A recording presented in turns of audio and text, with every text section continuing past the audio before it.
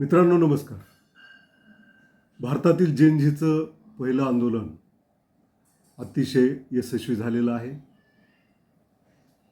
नीटचा paper घोटाळा, वैद्यकीय प्रवेश पूर्व परीक्षामधील घोटाळा आणि रद्द झालेली परीक्षा यामुळे विद्यार्थ्यांमध्ये, युवकांमध्ये आक्रोश आहे. पालकांमध्ये संताप आहे. लाखो विद्यार्थ्यांचं भवितव्य टांगणीला लागलेलं असताना या देशातील जेनझीनं केंद्रीय आरोग्यमंत्री धर्मेंद्र प्रधान यांच्या राजीनाम्याची मागणी केली. त्याला कारण ठरलं सर्वोच्च न्यायालयाचे न्यायमूर्ती जस्टिस सूर्यकांत. एका खटल्याची सुनावणी करताना ते देशातील युवकांना झुरळ म्हटले. देशातील युवक PIL दाखल करतात, वेगवेगळ्या कायद्याचा वापर करतात आणि ते झुरळ आहेत. अशा प्रकारची सर्वोच्च टिप्पणी सर्वोच्च न्यायालयाच्या न्यायमूर्तीकडून आल्याच्या नंतर त्याची काय प्रतिक्रिया उमटते याची उत्सुकता देशाला होती. बोस्टनमध्ये शिकणारा आमच्या छत्रपती संभाजीनगरचा तरुण अभिजित दिपके याला ही गोष्ट लागली. त्यानं त्यावर झुरळांना एकत्रित येण्याचं आवाहन केलं आणि ती बाब आपल्याला माहिती आहे की लाखो युवक, लाखो बेरोजगार तरुण हे दिपके यांनी सुरू केलेल्या सोशल मीडिया चळवळीत सहभागी झाले. ती चळवळ दडपण्याचा, ते खाते हॅक करण्याचा, ते वेबसाईट बंद करण्याचा आटोकाट प्रयत्न देशातील केंद्र सरकारने केला. त्यानंतर धर्मेंद्र प्रधान यांच्या राजीनाम्याच्या मागणीसाठी कॉकरोच जनता पार्टीनं आंदोलनाची हाक दिली. समाज माध्यमावर व्यक्त झालेला रोष, समाज माध्यमावर व्यक्त झालेली एकी ही प्रत्यक्षात कशी काय उतरती याची उत्सुकता देशाला होती, किंबहुना जगाला होती. कारण आजचा तरुण, आजचा युवक हा समाज माध्यमावर सक्रिय आहे, परंतु प्रत्यक्षात रस्त्यावरच्या लढाईसाठी तो तयार आहे की नाही याची लिटमस परीक्षा होणार होती. आणि तो दिवस उजळला. सरकार परवानगी देते की नाही याची शंका देशवासियांना होती, युवकांना होती. अभिजित दिपके परदेशातून आल्याच्या नंतर त्यांना अटक केली जाईल असंही सर्वांना वाटत होतं. परंतु केंद्रीय सत्तेनं घेतलेली भूमिका ही बुचकळ्यात टाकणारी आहे.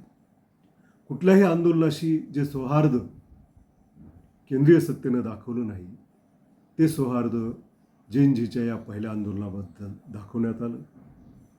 अगदी त्यांना आंदोलनाची परवानगी देण्यात आली. त्याच्यानंतर त्या ठिकाणी गोंधळ घालण्यासाठी आलेल्या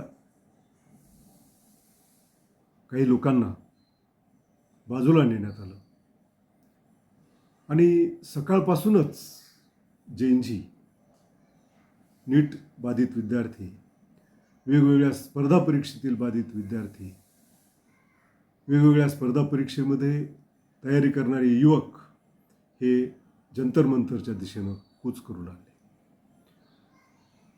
अभिजित दिपके यांचंही आगमन झालं आणि त्या ठिकाणी सोनम वांगचुक सारखे सामाजिक कार्यकर्ते, JNUचे विद्यार्थी, दिल्ली युनिव्हर्सिटीचे विद्यार्थी त्या ठिकाणी जमा झाले. युवक हा देशाचा आधारस्तंभ असतो. युवक ही देशाची खरी शक्ती असते. 150 वर्षाच्या ब्रिटिश सत्तेला हादरा तेव्हाच बसला जेव्हा इन्कलाब जिंदाबादच्या घोषणा देत युवक रस्त्यावर आला. अन्यायी सरकारला, अत्याचारी ब्रिटिश सरकारला जशास तसं उत्तर युवकांनी दिलं. त्याच्यानंतर खऱ्या अर्थानं भारतीय स्वातंत्र्य लढ्यानं वेग घेतला आणि ब्रिटिशांना गाशा गुंडाळावा लागला. लोकशाहीमध्ये लोक हे सर्वोच्च असतात, परंतु सत्ताधारी आम्ही सर्वोच्च आहोत, आम्ही देशाचे मालक आहोत, अशा भूमिकेत 70 वर्षामध्ये आलेले आहेत. कायद्याचा वापर त्यांच्यासाठी केला जातो. इक्वॅलिटी बिफोर द लॉ हा फक्त घटनेच्या पुस्तकामध्ये आहे, सर्वांना समान न्याय नाही. आणि गेल्या 70 वर्षात ज्यांना लोकांनी संधी दिली, ज्यांची दुसरी तिसरी पिढी आज राजकारणात आहे, किंबहुना वारसा हक्कानं जे आमदार, खासदार, जिल्हा परिषदेचे अध्यक्ष, वेगवेगळ्या लोकप्रतिनिधी गृहाचे सदस्य आहेत, ते ईडीला घाबरत आहेत, ते विकले जात आहेत.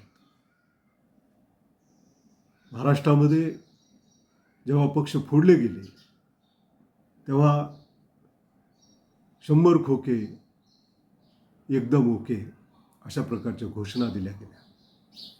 म्हणजे सत्तेचे लाभार्थी ज्यांना लोकांना संधी दिली ते विकले गेलेले आहेत. जंतर मंतरवर तरुणाईनं जी भाषणं केली, विशेषतः अभिजित दिपकेनं जे काही भाषण केलं, त्यामध्ये या देशातील तरुण विकला जाणार नाही ही अतिशय आश्वासक अशी घोषणा मला वाटते. आजचा तरुण, देशातला तरुण हा जागरूक असल्याचा संदेश या जेनझीच्या पहिल्या आंदोलनानं दिलेला आहे. अतिशय शांततेत हे आंदोलन झालं. डॉक्टर बाबासाहेब आंबेडकरांचा फोटो असलेल्या घटनेचं पुस्तक घेऊन अभिजित दिपके जेव्हा विमानतळातून बाहेर आला आणि जय भीमची घोषणा दिली, तेव्हाच तो अतिशय आनंददायी असा क्षण होता. कारण या देशाला कायद्याचं राज्य, घटना देण्याचं काम घटनाकार भारतरत्न डॉक्टर बाबासाहेब आंबेडकरांनी केलेलं आहे.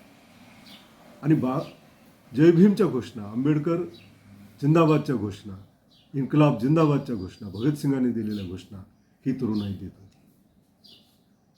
पुरोगामी महाराष्ट्राचे मुख्यमंत्री यावर प्रतिक्रिया देताना त्यांनी जे भाष्य केलं ते अतिशय दुर्दैवी असं आहे की ते म्हणाले, जंतर मंतरवर जे काही झालं, ज्या घोषणा दिल्या गेल्या, तरुणांनी ज्या घोषणा दिल्या, त्या अराजक निर्माण करणारे आहेत.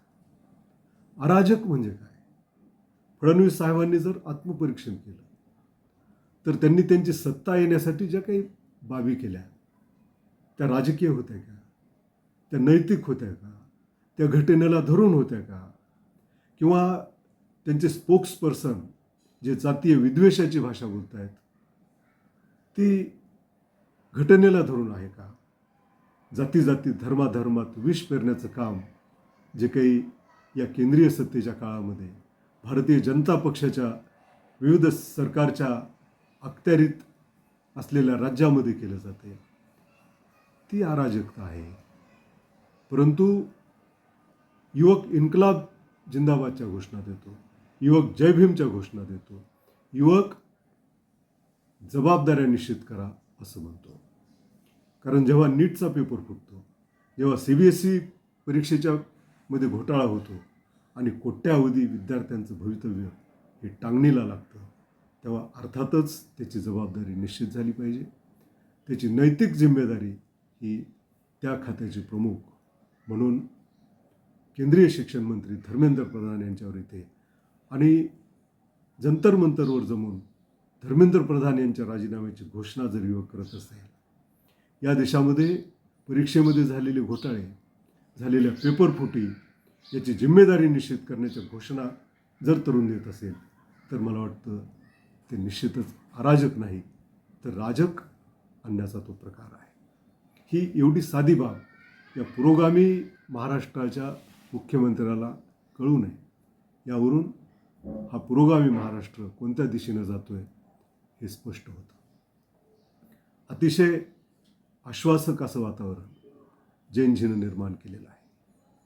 सत्तेचे लाभार्थी ED, CBI, इन्कम टॅक्स यांच्या धाकाने पक्षांतर करत असताना, विकले जात असताना ही तरुणाई आम्ही विकले जाणार नाही, आम्ही ठामपणे उभा राहू असा विश्वास व्यक्त करते. आणि केंद्र सरकारला त्यांनी 7 दिवसाची मुदत दिलेली आहे. ज्यांना कॉकरोच म्हणून हिणवलं ते बेडरपणे जंतर मंतरवर जमा झाले.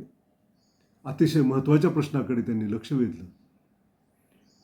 ते घाबरले नाहीत, ते विकले जाणार नाहीत, अशा प्रकारचा संदेश जो दिलेला आहे तो अतिशय आश्वासक आहे. आता या 7 दिवसामध्ये काय होतंय ते बघूयात. धर्मेंद्र प्रधान यांचा राजीनामा घेतला जातोय की नाही, हा अतिशय महत्त्वाचा प्रश्न आहे. आणि यापुढे बेरोजगारी असेल, पेपरफुटी असेल, शिक्षणाच्या खाजगीकरणाच्या विरोधात देखील तरुणाईनं, देशातल्या जनतेनं घोषणा दिलेल्या आहेत. यापुढची भूमिका काय राहते, काँक्रोच जनता पार्टी या देशामध्ये काय करते, हा सर्वांचाच उत्सुकतेचा विषय आहे.